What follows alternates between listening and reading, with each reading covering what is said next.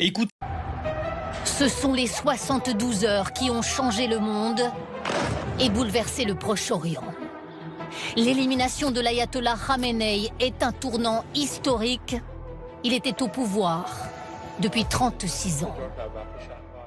Tout commence à 21h38 vendredi soir. Donald Trump fait passer cet ordre au commandement militaire au Moyen-Orient.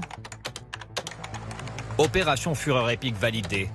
Pas d'abandon de mission. Bonne chance. Samedi, 7h15. Le jour est déjà levé sur Téhéran.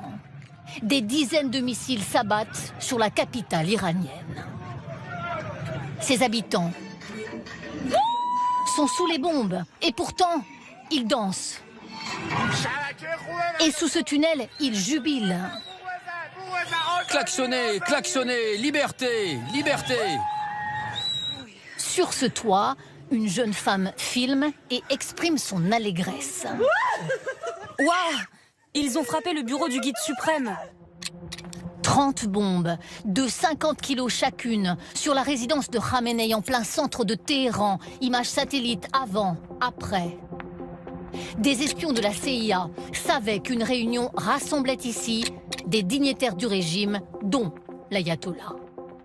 8h30 heure de Paris, mais à Washington c'est la pleine nuit. Donald Trump, casquette USA sur la tête, suit les opérations de sa résidence en Floride. Puis il demande aux Iraniens de renverser le pouvoir après les opérations militaires. Restez à l'abri, ne quittez pas votre domicile.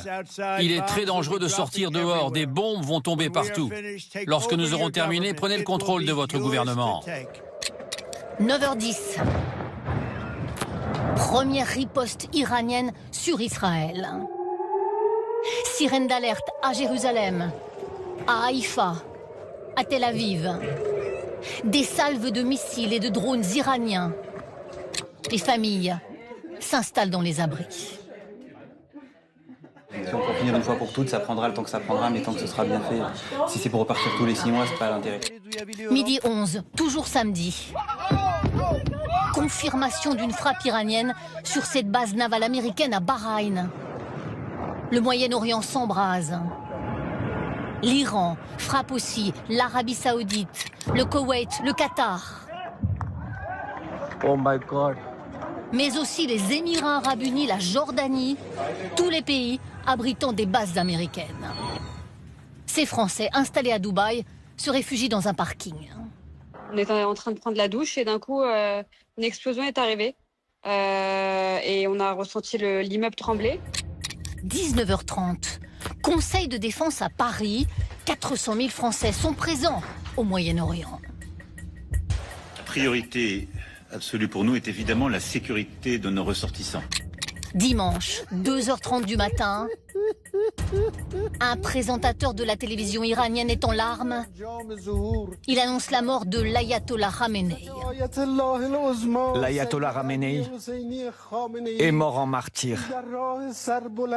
Lui qui a consacré sa vie à protéger la République islamique d'Iran. Eux ne pleurent pas. Bien au contraire. Une nouvelle scène de liesse dans les rues de Téhéran. Ils ont eu Khamenei. Ils l'ont tué. Félicitations les gars. 7h30, le régime vacille mais ne plie pas. Immense manifestation des partisans des mollahs à Téhéran. Ils représentent un quart de la population. 9h. Le régime prépare d'ailleurs déjà la relève. Le président du Parlement iranien intervient à la télévision pour préparer la suite. La transition est assurée par ces 3 personnes.